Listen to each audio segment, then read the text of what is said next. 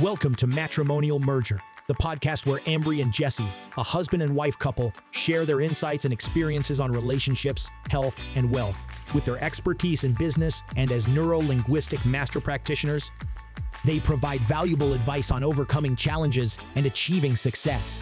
Join us for practical tips on navigating the intersection of personal and professional life. Welcome back, everybody. Great to have you here. Today we are talking about neurological filters and how they might actually help you when it comes to conflict resolution. I think that's something we can all relate to. We all can experience conflict when it comes to family relationships, work relationships, all the things, neighbors, right? Friends. Yes. So today we're going to talk about how neurological filters can play a role in helping you to resolve conflict in all your relationships. I love it.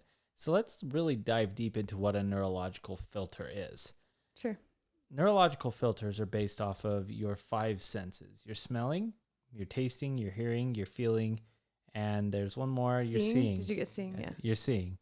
And it's based off of those five things. So anytime you've had an experience in your life, there may be a certain smell tied to like Thanksgiving. There may be a certain word that you hear that you have a lot of love or passion about. There may be something you see, and every time you see it, like visually in your brain, it just brings joy or peace, or sometimes a negative emotion as well.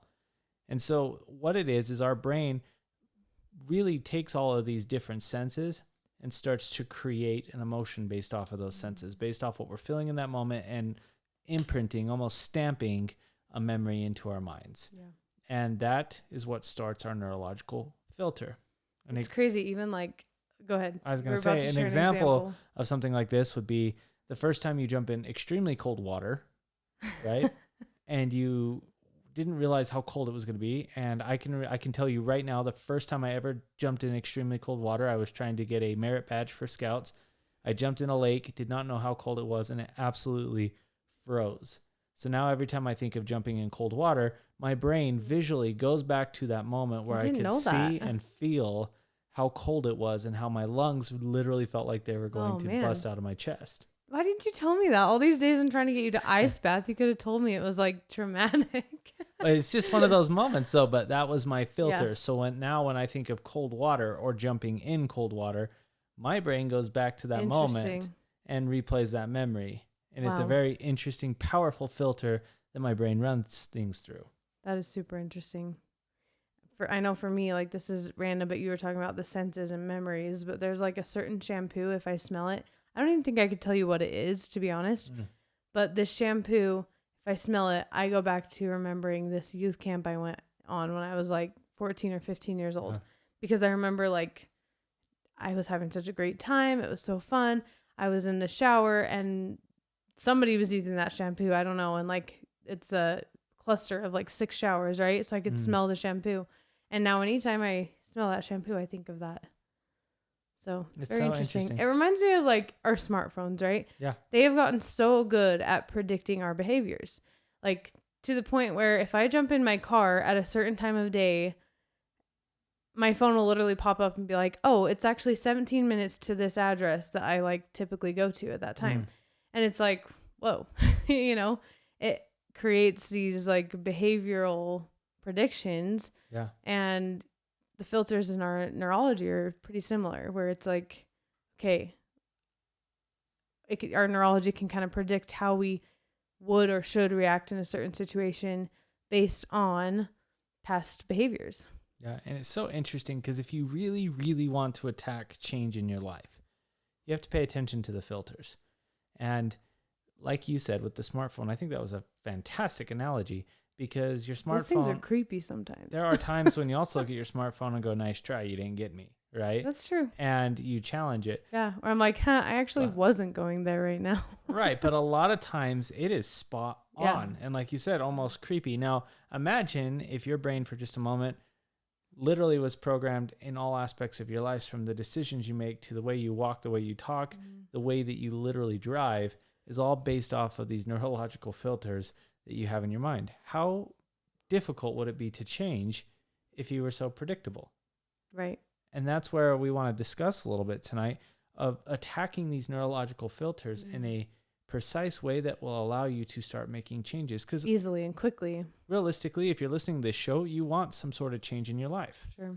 That's what this show is meant for, is to help you bring change. And the only way you're going to be able to bring change is if you start to understand the origin of these filters and where they come from. I shared with you the example of when I jumped into that cold lake for a merit badge. It was completely caught me by surprise.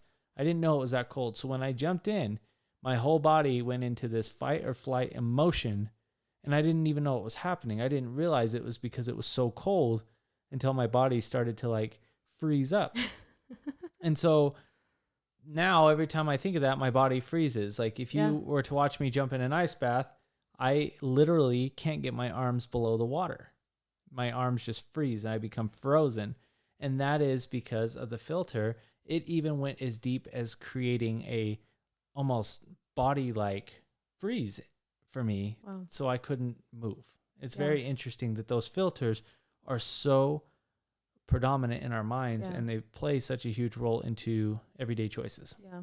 Well, and when you bring up like the fight or flight, it's like when you're in a situation like that, whether brought on by physical or emotional feedback, whichever, right?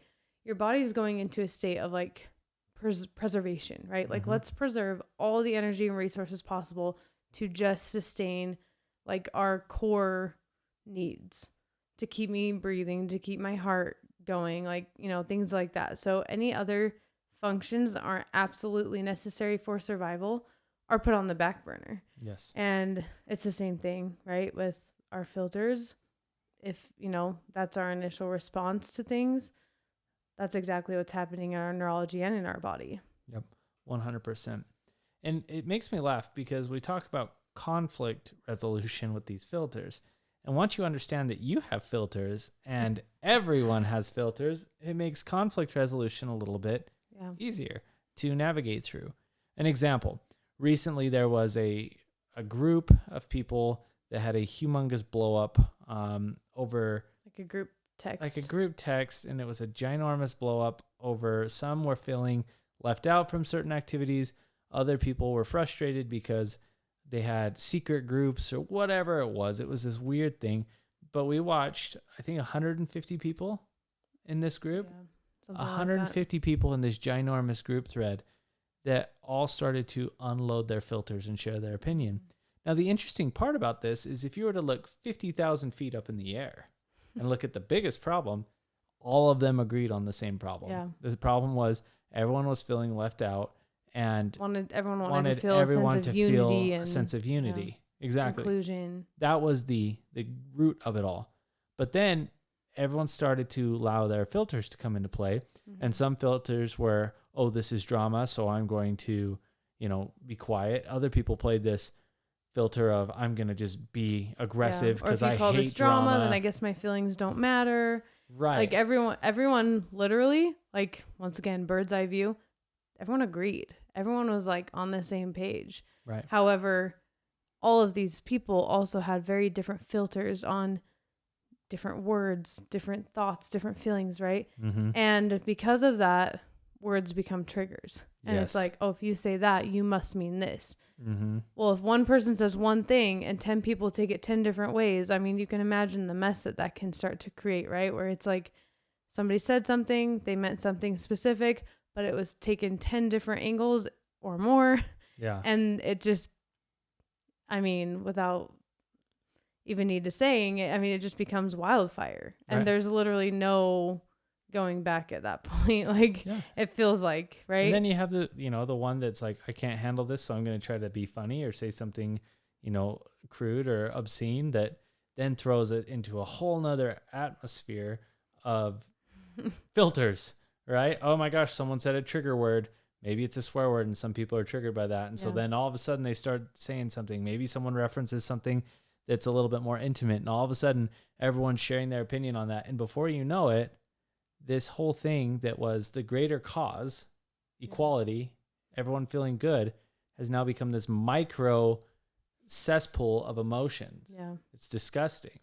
It's so interesting too, because I think that, on this earth, living as humans with very different ideas, different values, different mindsets, different filters, we're given the opportunity to try and find unity within that, those differences that are pretty innate at the end of the day, right?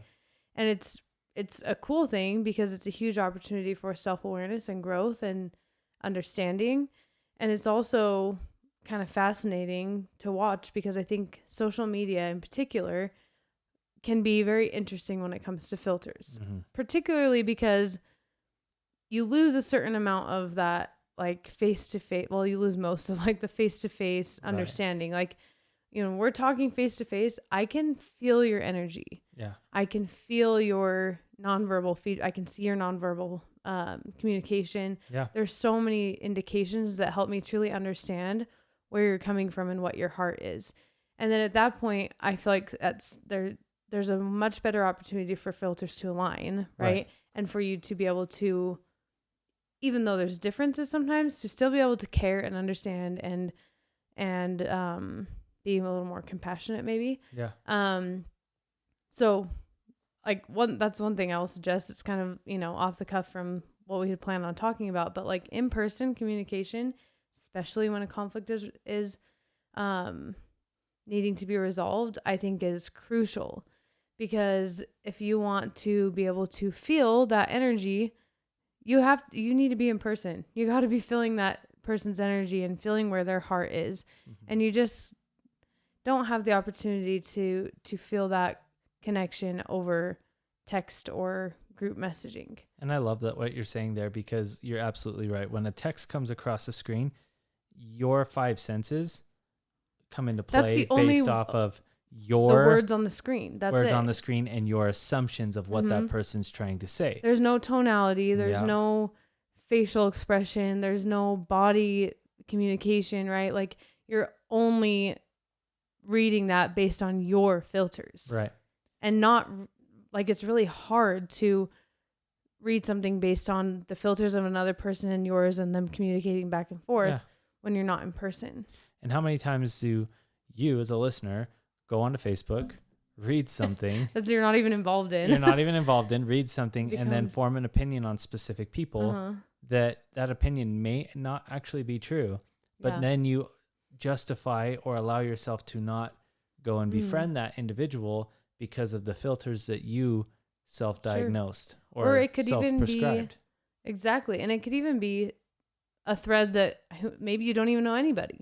Maybe it was in some group you're in and you don't know anybody and it doesn't really matter, but what you read created feelings and emotions inside you that then, even though like there's no reason for you to become like feel emotionally attacked, you feel emotionally attacked, and your body creates those same energies and those same those same neurological filters enact, and you feel uncomfortable, and then you jump off social media and you keep going throughout your day, but that affected you. Yep. And then the rest of your day, you've got this certain like energy or negativity kind of like floating around you. And it's like, well, why do I feel this way? And it's literally things just as simple as that depending on your neurology can really affect you and cause feedback in the rest of your life. Even if it was literally a comment you read on a news article or on a YouTube video where you don't know anybody, you have no emotional connection, nothing was even directed towards you, but because of what you read and what you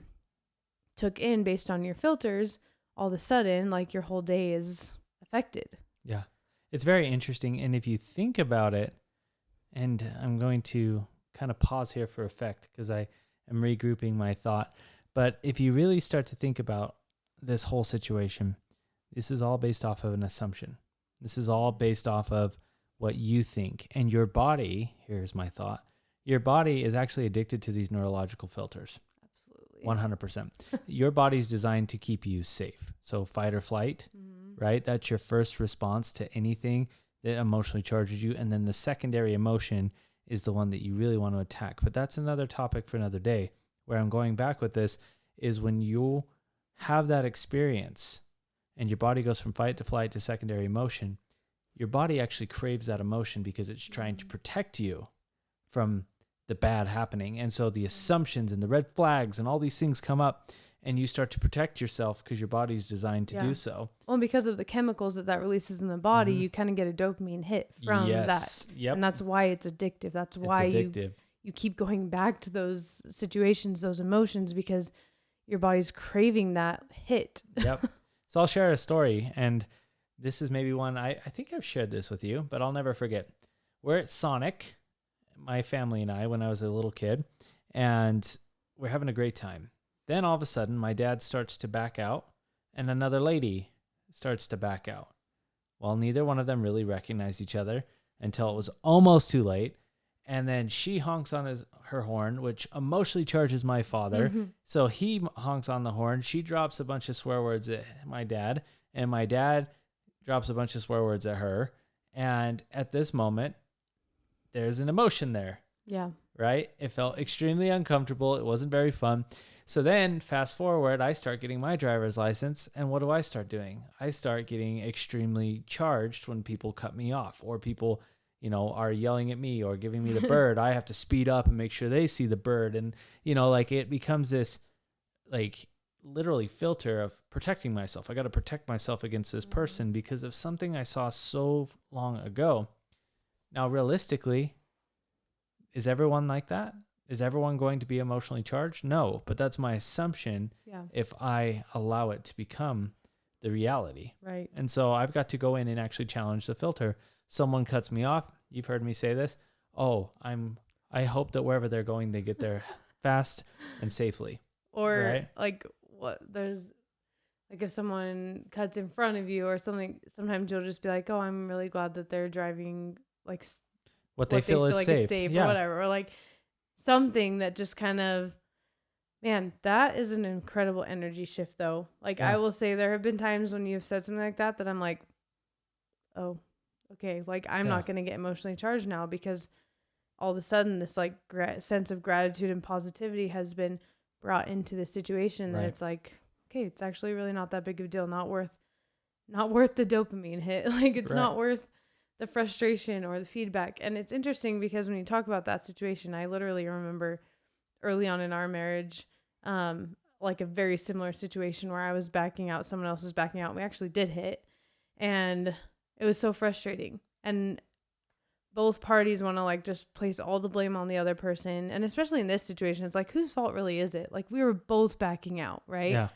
So I don't know how you could determine in that case, who really was at fault, but no one wants to be at fault. So we're both trying to prove each other wrong, tell the insurance companies what happened and all these things. And it's fascinating to consider though, in the story you shared with your dad and that other lady, both people in that situation are coming in based off different filters, right? Yep. They're both trying to protect and they're both trying to understand the situation based on past experience that has created these filters. Yeah. And so it's interesting that when you can take on that belief, it's okay, you can feel a lot more compassion towards another person and even understanding, right?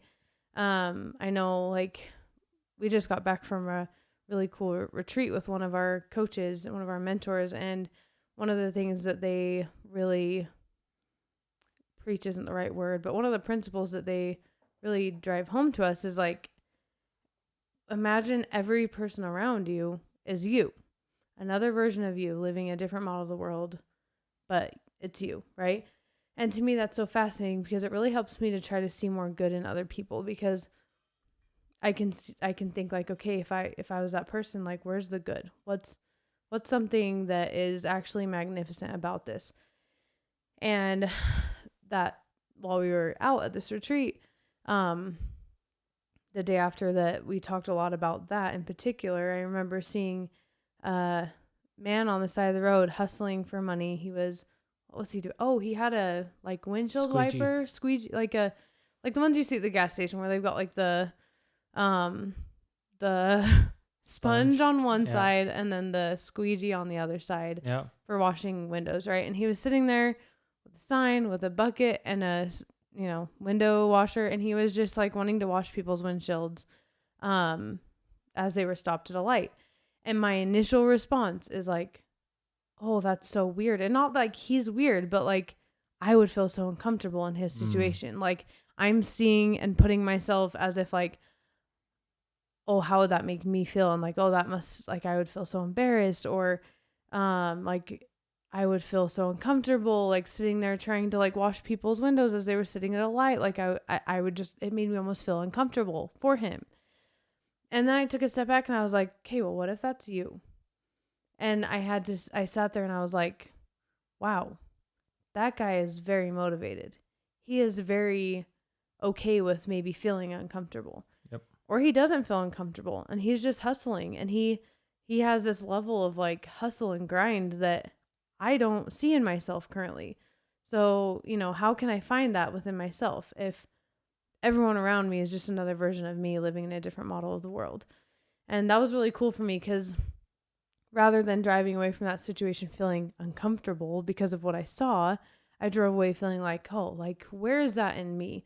That ability to be uncomfortable, and for the purpose of bettering myself and my family, to put myself in a situation that might challenge, my level of comfort. And I walked away feeling very positive about that. And I was like, oh, that was so cool. It's really, really interesting as you continue to, consider the filters in your mind. And more importantly, it's really important to understand and become aware of your own neurological filters, because once you understand your filters, then you can start to challenge them a little bit. And it doesn't take a lot of effort to challenge it. It's actually really easy. And it just comes with, oh, I'm about ready to get emotionally charged here. And then you challenge it and say, oh, well, what if it was something different? What if this person didn't actually mean this? Yeah. And then I'll tell you what it does do, at least for me. And I hope it does this for you as a listener too. It allows me to have less stress. Absolutely. Less cortisol in the body. Yeah. I feel more calm, more at peace. When a client or a family member or someone says something that in the past would have charged me up and gotten me all riled up, I'm literally just sitting there and I'm going, what am I not considering here? Yeah. And I'm able to then look at it and say, oh, you know what? Maybe this. And ironically, everything that I want seems to happen a lot easier and faster. An example would be a recent real estate transaction where we needed to have the price reduced on a certain home. It just had to happen in order for this deal to be finalized. I remember the emotional triggers that were said during the discussion of this price reduction. And I remember there a few times where I was like, I could have gotten really triggered there, really frustrated. Or assumed that someone was meaning something in a negative way towards 100%. You, right? And I sat there and I just said, you know what? I'm not going to react. I'm just going to be very plain. This is how it is. I'm not going to allow my emotions to get involved at all. And it was interesting because it lasted for about 2 weeks where the conversation was just had and there was a lot of emotional triggers. And then one day I just got a random text that said, okay, we're ready. Yeah. And it just happened. There was no assumptions. In fact, I was almost like, wow, that was too easy. Because I had taken all the emotion out of it. I literally just showed this individual, I don't really care. It is your decision. It's not my decision. And I know this is a lot of money, but here are the facts. And I'm going to allow you to make a decision based off the facts. And then when the comments were, oh, you just want a quick sell, or, oh, you just want something like that. It's like, absolutely not. I'm just here to give you the best service possible. Yeah. And the best service possible. And my infamous statement that I use a lot nowadays is be like, I would not be doing you 100% 5-star service if I didn't tell you this stuff. Right. And, it goes back and points to the emotion of, hey, here you go. I'm just trying to do the very best. So I kind of digressed a little bit, but I really, really want to hit something home here with these filters. Number one, understand what your filter is, right? What's triggering you? What's making you feel a certain way? And what's the situation?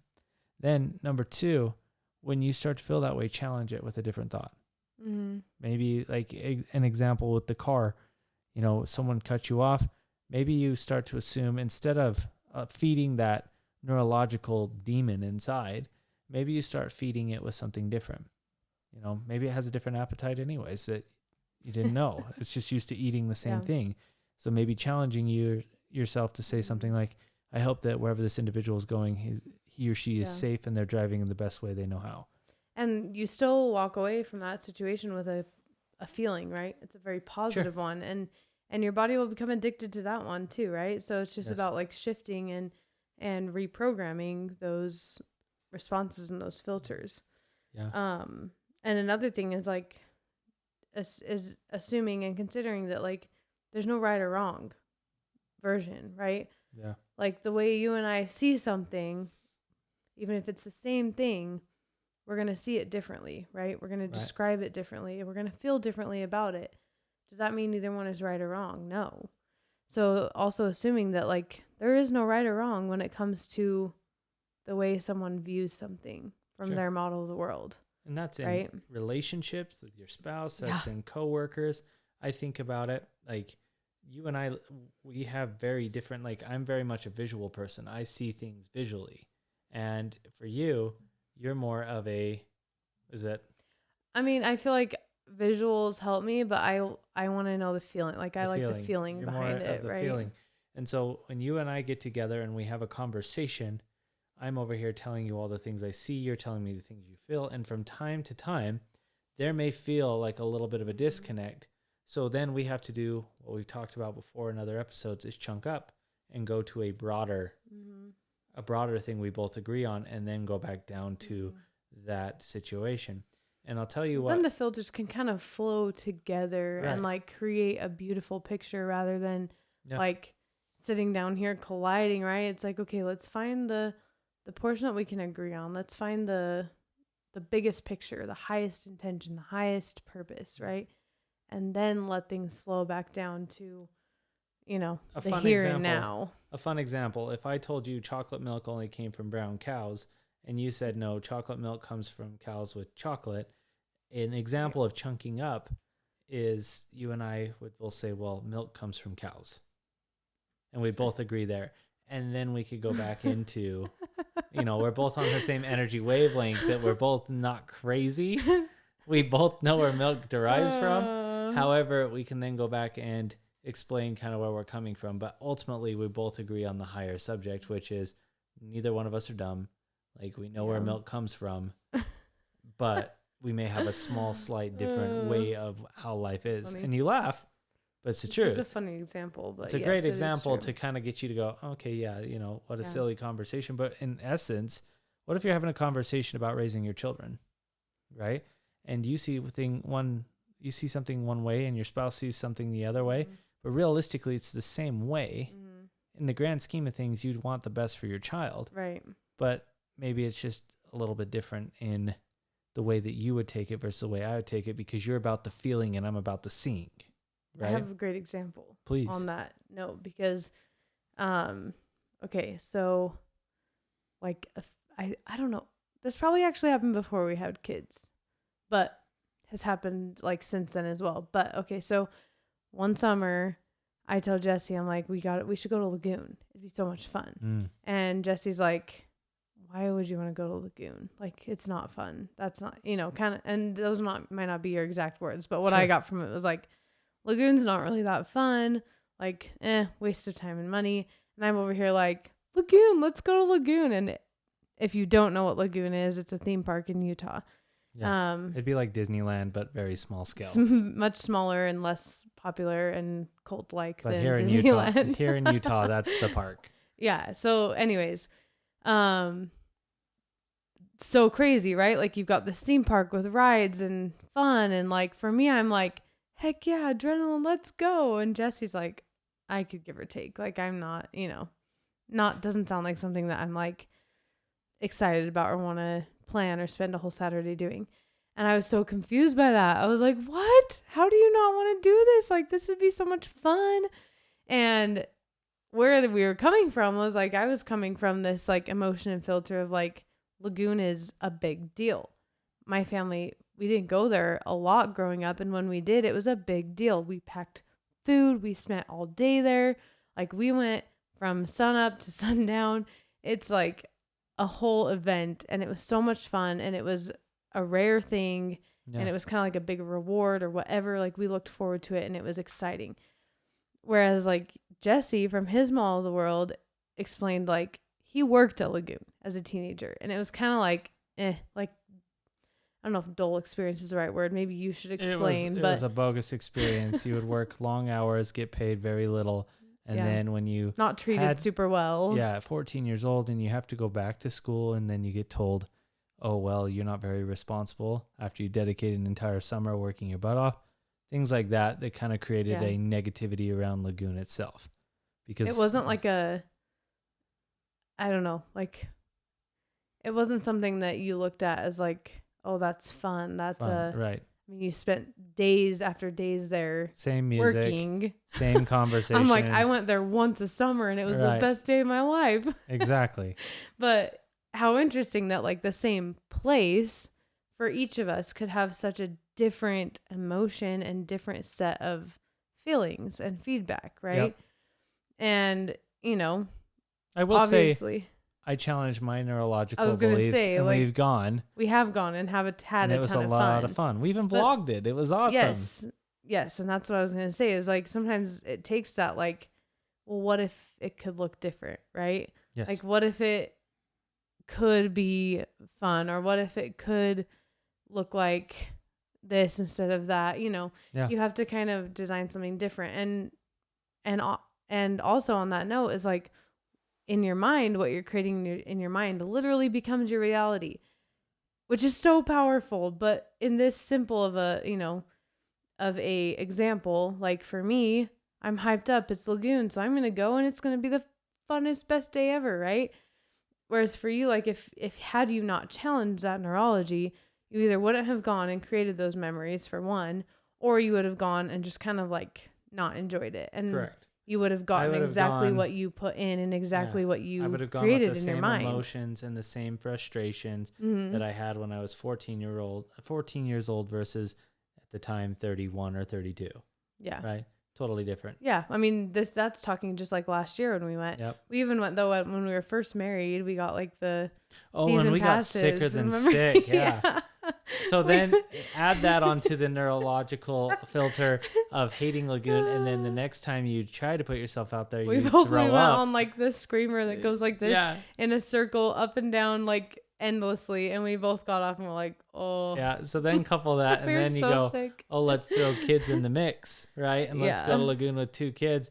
That was honestly so much fun, though. It was a ton of fun, but it took that neurological filter, and you had to say, I'm going to change this experience. I am going to challenge it. And you had to believe that it was possible. You had to create a different outcome in your mind and believe that could be, right? 100%. Which is, this might sound silly, you guys, but like, that's difficult when you have so much programming towards a certain outcome. Yeah. Like something like Lagoon, which some of you might be like, heck yeah, so fun, right? But when you have such a different neurological like installation or programming attached to it, it can be really challenging to look at it and think, oh, that could be fun, or that could be a memory. That could be something that I look forward to, right? Yep. And I'm sure there's something like this that each of us in our life can relate to, right? That maybe some people really enjoy, or your spouse enjoys, or your coworkers, or whatever. And you're over there like, what in the world, right? Yeah. But I have a funny filter for you. Okay. I'm going to shout out to my mom who listens to the show. Love you, Mom. But her mother told her if she held hands with a boy, she'd get pregnant. Oh. And so my mom took that as... Filters aren't that strong, are they? She took that as legitimate as a teen. In fact, it even went deeper. One of her sisters got pregnant. One of her sisters got pregnant, and her mom doubled down on it and said it's because she held hands. Because my mom at the time was too young to understand what happened. And so long story short, my mom went through a lot of her high school believing that if she held hands with a boy, she could potentially be pregnant. Right? I'm going to remember that, Quincy. If you listen to this someday. Yes, but then that filter has been installed. And so for her, when a boy would try to grab her hand, it would be like, oh, no, negative, I don't want to get pregnant. Yeah. I don't want to see all this stuff. And you're trying to get me pregnant. Exactly. And so really be careful of what you're installing filter-wise on your children, number one. And then so understand. You're saying that's not something we can use? Probably wouldn't. No. But that's like, so good. Really understand the filters you're installing. And also understand that everyone has a different model of the world. Yeah. And you've got to be able to respect that boundary. But that's where chunking up and saying, okay, can we both agree on the broader picture? And then going back down to the micro, that's a technique. That's an art form of having a conversation with a human being that requires you to think and how to gain control of the conversation. Because ultimately, if you're over here in your micro emotions and the other person's over there in their micro emotions, you're never going to agree. And agreement is what helps bring the energy on the same wavelength. You've got to get that there. And if you can't do that, then you're going to create negative emotions and experiences for both you and the other person involved. And you may get to the outcome, but it, like, you know, what are you putting yourself through to get to that outcome, right? How much easier could it be for you, really? Yeah. And like the hand holding one is an interesting one that you brought up, because like if you think about something as simple as holding hands, like that can have such a different emotion for everyone. Yeah. I mean, there's hundreds of thousands of micro thoughts and emotions that can be tied to something as simple as that, right? Based on the way people saw their parents interacting when they were younger, the way they saw friends' parents interacting, the way they saw maybe siblings interacting, right?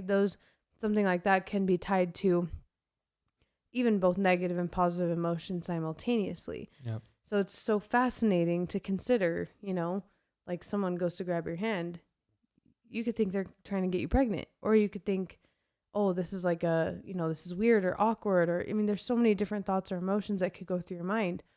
Or this is such a beautiful thing. What a nice, sweet gesture, right? So, man, something as simple as holding hands can have a complete array of different thoughts and emotions from person to person. Yeah, totally. I could go on all night about filters. Filters are fun. They're so fun. And when you understand filters, like you see the world differently, for one, right?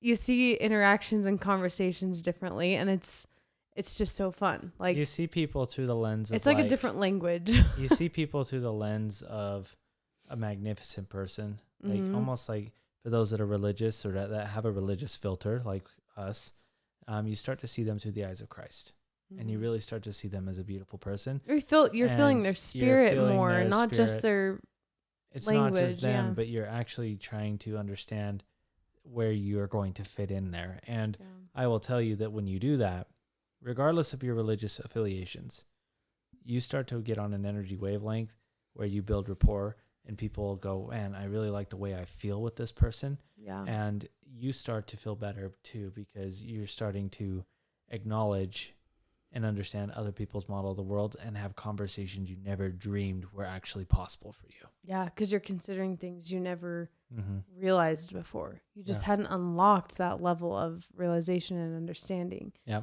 And when someone speaks or you see conflict unraveling, you're over there kind of like grinning, because you're like, I see exactly what's happening. Yep. I see this like disconnect or these filters being manifested, right? Right. And those filters can be hardcore, right? Yep. They can be extremely tough to break if you're not aware of them, right? Yeah. I was going to say one more thing here with filters.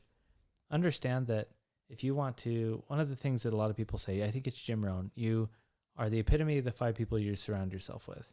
So one of the things that I hear all the time is, oh, I need to surround myself with higher people or people that have more money. And ironically, those individuals have a hard time surrounding themselves with people that have more money or more experience and could actually help them. And the reason why is coming right back down to the filters. You have a filter about money that these other people can't comprehend. True. So realistically, you have to start changing your filter about money if you want to hang around someone there. Or maybe they have a filter about business that you're just not quite there yet with. Yeah. I have a mentor. The guy's on his way to being a billionaire. And I talked to him the other day, and I'll never forget this. I was like, oh, what are you going to do? You have this meeting, and then you have this other meeting. And I was genuinely curious, and he just looked at me. He's like, I'll just step out and take the other meeting. And like, I felt like a complete idiot in that moment, because he made it sound so simple. It was like, oh, I guess you could do that. But his filter was just, I'm going to do things as easy as possible. Yeah. I'm not going to look for a dilemma. And he taught me No something there problem. in that moment. But also, I'm expecting this guy to be my mentor, and he just kind of laughs at me going, like, you've got a long ways to go, a higher level of thinking. That's why we're not naturally friends. I have to pay him money to be my friend, right? And to coach me to get to that point. And so Very interesting. over time, I'll earn that trust because I'll be able to think as if he thinks. Like, I'm paying him to learn how to think at that higher level so I can surround myself with other people of that higher level to help business become easier for me. But I have to literally pay in order to join that higher level of thinking in this case, because I'm not naturally there and I don't have the same mindset of someone making $1 billion yet. That's cool. I like that. Really cool. So I hope you all enjoyed this podcast tonight. The filters are awesome. And for those that are very interested in filters, feel free to reach out to us a little bit more, and we'd be happy to explain those. Break it down even more. And break it down. Maybe you're struggling with something in your relationship that a filter is literally the reason. Yeah. Or maybe there's something with your kids that they have a different filter than you, and that you could really hone in on that and change. We'd be happy to help out however we can. Yeah. I think considering those filters and programs, doing communication in these kind of situations face to face, right? As much as you possibly can. And then just being aware of the filters, right? I mean, you jump on social media, you look at people's pictures, stories, whatever. There's so many filters. And what you're seeing is really not what you're seeing in some cases, right? So consider that. Like, if you apply that to the filters that we experience personally and that we face through other people, you know, just consider there's more there than meets the eye. And that if you can break that down, and if you can understand, your communication effectiveness is going to skyrocket, and your relationships are going to be so much more effective, so much more unified and productive, you know? Every thought you have is tied to a filter, and every filter you have is tied to a belief, and every belief you have is tied to a value, which becomes your identity. So in order for you to completely change your identity in a neurological way, you will have to literally go back and change your filters in order to change the values. Yeah. And then the beliefs will naturally change themselves. It's awesome. A lot of cool Love stuff. it. Thank Thanks you all for being here, you guys. Yeah, thank you so much for listening, and we hope you have a fantastic week. Look forward to being with you next week. Thank you for tuning in to the Matrimonial Merger Podcast. We hope you enjoyed this episode and found it informative and entertaining. If you did, we would love it if you could share this podcast with your friends and family who might also be interested in topics related to marriage and relationships. And if you have a few minutes, please consider leaving us a review on your favorite podcast platform. Your feedback helps us improve the show and reach more listeners like you. Thanks again for listening to the Matrimonial Merger. We'll be back soon with another episode.